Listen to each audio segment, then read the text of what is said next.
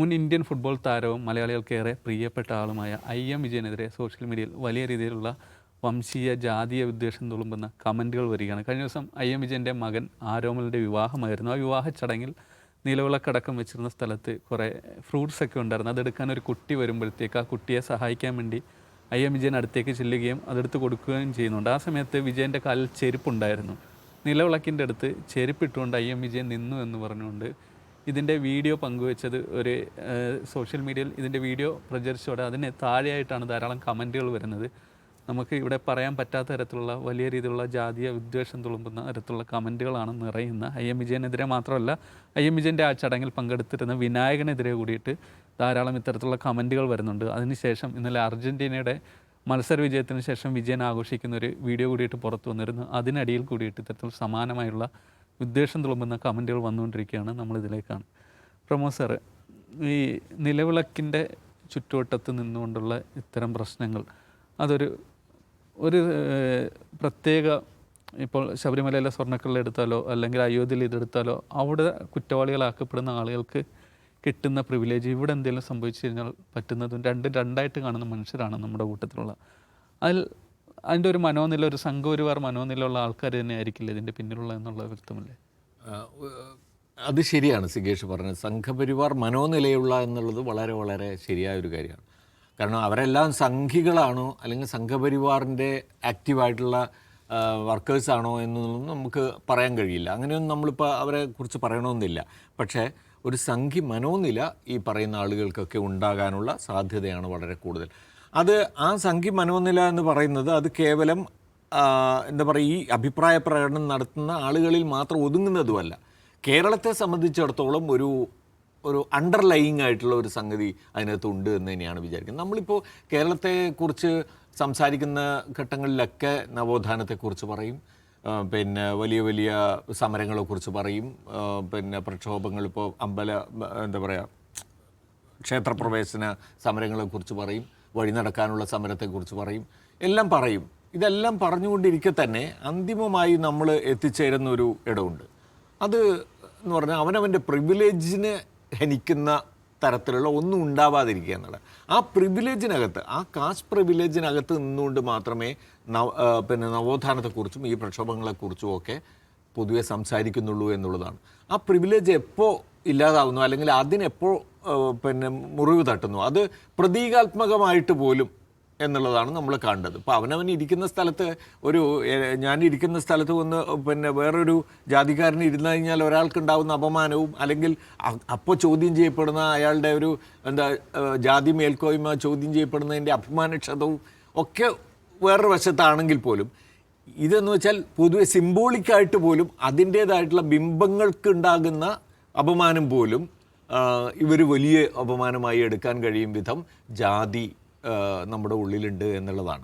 ഞാൻ വളരെ കൃത്യമായിട്ട് പറയുന്നു, അത് നമ്മുടെ എന്ന വാക്ക് ഉപയോഗിച്ചാൽ മാത്രം പറയാൻ കഴിയുന്ന ഒരു കാര്യമാണ്. കാരണം അത് അത്ര ഐഡൻറ്റിഫയബിൾ അല്ല. നമ്മളിപ്പോൾ എന്ത് പറഞ്ഞു കഴിഞ്ഞാലും ഇപ്പോൾ എത്ര അതിനെ ഡിഫൈൻ ചെയ്യാനും എത്ര അതിനെ പിന്നെ എന്താ പറയുക കണ്ടെത്താനും ഐഡൻറ്റിഫൈ ചെയ്യാനും ഒക്കെയുള്ള ശ്രമങ്ങൾ നടത്തിയാലും ആ നടത്തുന്ന ആളുകളുടെ പ്രിവിലേജ് പോലും എവിടെയോ ആ പ്രക്രിയയെ ബാധിക്കുന്ന തരത്തിലുള്ള സംഗതികളിലേക്ക് പോകാൻ സാധ്യതയുണ്ടെന്നുള്ളതാണ്. ജാതിയുടെ ഒരു സ്വഭാവം അതാണ്. അതിൻ്റെ ഒരു പ്രത്യേകത, അതിൻ്റെ ജനറ്റിക്കലായിട്ട് ജാതി എന്ന് പറയുന്ന സാധനം അതാണ് ഇവിടെയൊക്കെ സംഭവിക്കുന്നതെന്ന് വേണം. ഇപ്പോൾ നിലവിളക്ക്, നമ്മളൊരു സ്ഥലത്ത് നിലവിളക്ക് വെച്ചിട്ട് ഒരു പരിപാടി നടത്തുക എന്ന് പറയുമ്പോൾ പൊതുവിൽ ആളുകൾക്ക് ഒരു പ്രശ്നവും തോന്നില്ല. അതെന്തുകൊണ്ടാണ്? നിലവിളക്ക് എന്തുകൊണ്ടാണ് ഒരു പ്രശ്നം അല്ലാതാവുന്നത്? ഞാൻ പറയുന്നത്, നിലവിളക്ക് കൊണ്ടുവന്ന് വയ്ക്കാനുള്ള സ്വാതന്ത്ര്യത്തെ നമുക്കൊരു കുഴപ്പമില്ലാതെ കാണാം. പക്ഷേ നിലവിളക്കുള്ള ഒരു സ്ഥലം ഒരു പ്രത്യേകമായ ഒരു പരിവേഷമുള്ള സ്ഥലമായി മാറുകയാണ്. അതെന്തോ ഒരു ഔന്നത്യമുള്ള സ്ഥലമായി മാറുകയാണ്, വിശുദ്ധമായ ഒരു സ്ഥലമായി മാറുകയാണ്.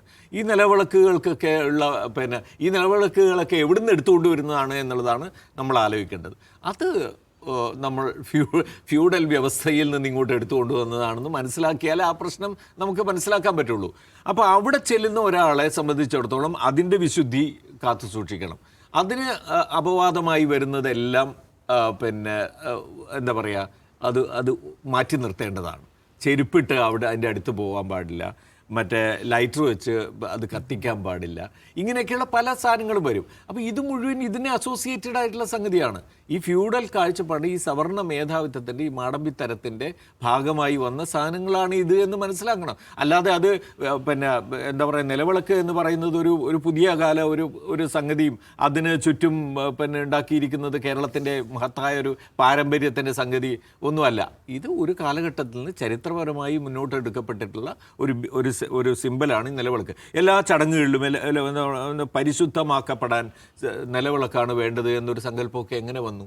അത് ഇതിൻ്റെ ഭാഗമായിട്ടുള്ള. അപ്പോൾ അവിടെ പിന്നെ IM വിജയനെ സംബന്ധിച്ചിടത്തോളം അത് വേണം, അത് ഉണ്ടാക്കണം, അയാൾ ചെരുപ്പിട്ടിട്ട് വേണമായിരുന്നു നിലവിളക്ക്, ചെരുപ്പ് ഊരിയിട്ട് വേണമായിരുന്നു നിലവിളക്കിൻ്റെ അടുത്തേക്ക് പോകാനെന്നൊന്നും പറഞ്ഞു കഴിഞ്ഞാൽ നടക്കില്ല. അത് അവിടെ വെച്ചിരുന്നാൽ മതി എന്നാണ് വിജയം പറയേണ്ടത് എന്നാണ് എനിക്ക് തോന്നുന്നത്.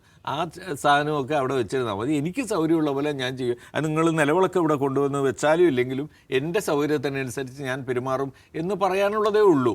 അതായിരിക്കണം നമ്മുടെ കാഴ്ചപ്പാട്. അപ്പോൾ ഇത് മൊത്തത്തിൽ ഇപ്പോൾ എന്താ പറയുക, ഞാൻ പറയുകയാണെന്ന് വെച്ച് കഴിഞ്ഞാൽ ഏതെങ്കിലും ഒരു വിഭാഗത്തിൻ്റെ മാത്രം സംഗതിയല്ല, അത് നമ്മുടെ സമൂഹത്തിൽ വളരെ അടിയിൽ ഇങ്ങനെ നിലനിൽക്കുന്ന ഒരു ബോധത്തിൻ്റെ, ജാതി വിവേചനം എന്നല്ല ഞാൻ പറഞ്ഞത്, ജാതി ബോധത്തിൻ്റെ ഒരു പ്രകാശനമായിട്ടാണ് ഈ സന്ദർഭത്തെ കാണുന്നത്. അജിംസ്, ഈ മലയാളികൾ എന്തൊക്കെ പൊതിഞ്ഞു പിടിച്ചാലും അവരുടെ ഉള്ളിലുള്ള ജാതിബോധം ചില സവിശേഷ സാഹചര്യങ്ങളിൽ പുറത്തു വരും എന്ന് പറയുന്നത് അങ്ങനെ തന്നെയാണോ ഇക്കാര്യം? ഇവിടെ രണ്ടു പേർക്കെതിരെയാണ് ആക്രമണം ഉണ്ടായത്. ഒന്ന് IM വിജയൻ, മറ്റൊന്ന് വിനായകനും. ഇപ്പോൾ വിനായകൻ അദ്ദേഹത്തിൻ്റെ രാഷ്ട്രീയം അസേർട്ട് ചെയ്യുന്ന ഒരാളാണ്. ഞാനൊരു കമ്മ്യൂണിസ്റ്റാണെന്ന് പറയും. അതുപോലെ തന്നെ അദ്ദേഹം ഒരു ദളിതാണ് എന്ന തൻ്റെ ഐഡൻറ്റിറ്റി അസേർട്ട് ചെയ്യും. ദളിതാണെന്ന് മാത്രമല്ല, അയ്യങ്കാളിയെ പോലെയാണ് ഞാൻ. അയ്യങ്കാളി വില്ലുവണ്ടി ഓടിച്ചെങ്കിൽ ഞാൻ ലംബോർഗിനി ഓടിക്കുന്ന ആളാണ് എന്ന് പറയുന്ന ഒരാളാണ് വിനായകൻ. അപ്പോൾ ആ ദളിത് രാഷ്ട്രീയവും ലെഫ്റ്റ് കമ്മ്യൂണിസ്റ്റ് രാഷ്ട്രീയവും അദ്ദേഹം ഒരേ സമയം ഉയർത്തിപ്പിടിക്കുന്ന ആളാണ്. അതിൻ്റെ പേരിൽ അദ്ദേഹം നിരന്തരം സൈബർ സ്പേസിൽ ആക്രമിക്കപ്പെടാറുണ്ട്. അത്ര ആക്രമണങ്ങൾക്ക് അദ്ദേഹം തന്നെ കാരണമാകാറുണ്ട്, അത് വേറെ കാര്യം. പക്ഷേ അദ്ദേഹം ആക്രമിക്കപ്പെടുന്നതിൻ്റെ കാരണം എന്താണ്? അദ്ദേഹം തൻ്റെ രാഷ്ട്രീയം അസേർട്ട് ചെയ്യുന്നുള്ളതാണ്. ഞാൻ ഇന്നതാണ് എന്ന് പറയുന്നു. പക്ഷേ IM വിജയൻ അങ്ങനെയല്ല. IM വിജയൻ അങ്ങനെ ഒരു പൊളിറ്റിക്കൽ പ്രസ്താവന നടത്തുകയോ അദ്ദേഹത്തിൻ്റെ ഐഡൻറ്റിറ്റി അസേർട്ട് ചെയ്യുകയോ ഇന്ന രാഷ്ട്രീയക്കാരനാണെന്ന് പറയുക, അല്ലെങ്കിൽ ഞാൻ ഇന്ന രാഷ്ട്രീയ പാർട്ടി പിന്തുണയ്ക്കാവുന്ന ഒരാളാണെന്ന് പറയുകയോ ചെയ്യാറില്ല. അദ്ദേഹം എല്ലാ രാഷ്ട്രീയ പാർട്ടികളുമായിട്ടും നല്ല ബന്ധമാണ്.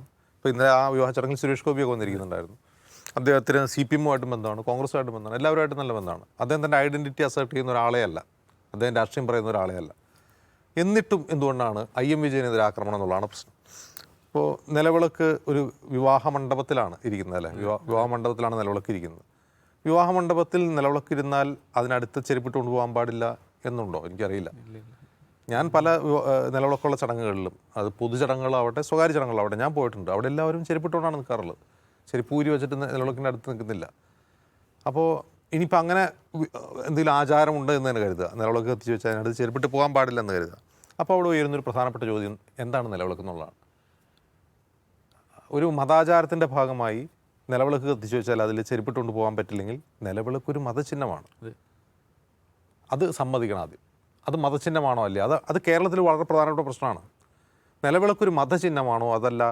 ചിലരൊക്കെ പറയുന്നത് അതൊരു സാംസ്കാരികമായ, വിളക്ക് കൊളുത്തുക എന്നുള്ള സാംസ്കാരികമായ ചടങ്ങാണ്. സാംസ്കാരികമായ ചടങ്ങാണെങ്കിൽ ഇപ്പോൾ നമ്മുടെ പൊതുവേദികളിലൊക്കെ നിലവിളക്ക് കൊളുത്തി ഉദ്ഘാടനം ചെയ്യാറുണ്ട്, മന്ത്രിമാർ ഉദ്ഘാടനം ചെയ്യാറുണ്ട്, സിനിമാ താരങ്ങൾ ഉദ്ഘാടനം ചെയ്യാറ്, അവരും ചെരുപ്പൂരിട്ടല്ല അത് ചെയ്യുന്നത്. അങ്ങനെയാണെങ്കിൽ ഇതിനെ സാംസ്കാരിക ചിഹ്നമായിട്ട് കാണണം. ഇനി അതല്ല, അതൊരു മതചിഹ്നമാണെങ്കിൽ അത് പറയണം, അതൊരു മതചിഹ്നമാണ് എങ്കിൽ ആ നിലവിളക്ക് കൊളുത്താതിരിക്കാനുള്ള അവകാശം PK അബ്ദുൾ റബ്ബിനുണ്ട് എന്ന് മമ്മൂട്ടി അംഗീകരിക്കണം. അതാണ് പ്രധാന പ്രശ്നം. അതാണ്, അതൊരു മതചിഹ്നമാണെങ്കിൽ ആ മതാചാരം പിന്തുടരാതിരിക്കാനുള്ള ഒരു അവകാശം കൂടി ഒരാൾക്കുണ്ടാവണം. ചെരുപ്പിടാതിരിക്കുക എന്നുള്ളത് മാത്രമല്ല, അങ്ങനെ അംഗീകരിച്ചതിന് ശേഷം ചെരുപ്പിട്ടും പോകണ്ട, നമുക്ക് ആരും പോകണ്ട, ചെരുപ്പിട്ടാണെങ്കിലും നിലവിളക്കിനടുത്തേക്ക് പോകണ്ട.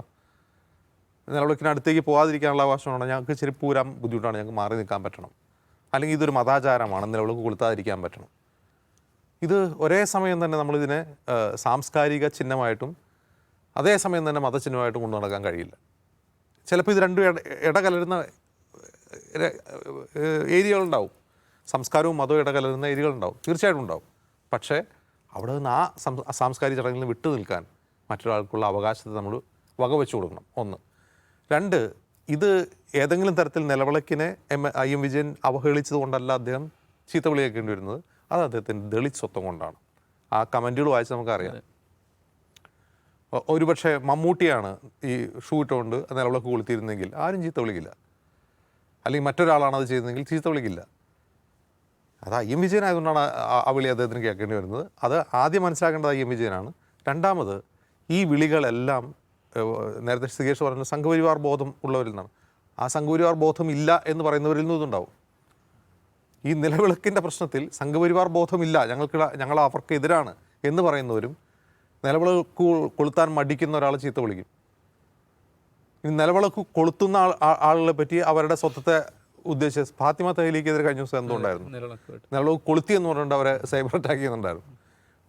ഇത് പലതരം പ്രശ്നമാണ്. അപ്പോൾ നമ്മളിതിൽ നമ്മുടെ വികസന പരിപാടികൾ ഉദ്ഘാടനം ചെയ്യുമ്പോൾ ഭൂമി പൂജ ചെയ്യാറുണ്ട്. അത് സാംസ്കാരിക പരിപാടിയാണോ മതപരമായ പരിപാടിയാണോ? ആണോ? അത് പറയണ്ടേ, സർക്കാർ പറയണ്ടേ? അങ്ങനെ ചെയ്യാൻ പറ്റുമോ? ഒരു പൊതുപരിപാടിയിൽ നമുക്ക് മതപരമായ ആചാരങ്ങൾ പാടുണ്ടോ? നമ്മൾ സെക്യുലർ സ്റ്റേറ്റ് അല്ലേ?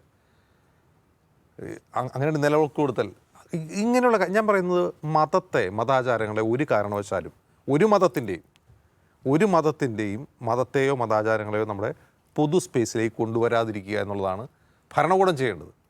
ഭരണകൂടം അതിന് മാതൃക കാണിക്കണം. അതിന് പകരം ഇത് സാംസ്കാരിക ചിഹ്നമാണ് എന്ന് പറഞ്ഞുകൊണ്ട് നിലവിളക്ക് കൊളുത്തുക, അല്ലെങ്കിൽ നാളെ മുതൽ ഫാത്തിഹ ഓതി കൊണ്ട് തുടങ്ങാം, അല്ലെങ്കിൽ കുരിശ് വരച്ചുകൊണ്ട് തുടങ്ങാം എന്നൊക്കെ പറയുന്നത് വളരെ അറുബോറം പരിപാടിയാണ്. നമ്മുടെ ഇതൊരു സെക്യുലർ സ്റ്റേറ്റാണ്, നമ്മുടെ ഒരു സെക്യുലർ സൊസൈറ്റിയാണ്.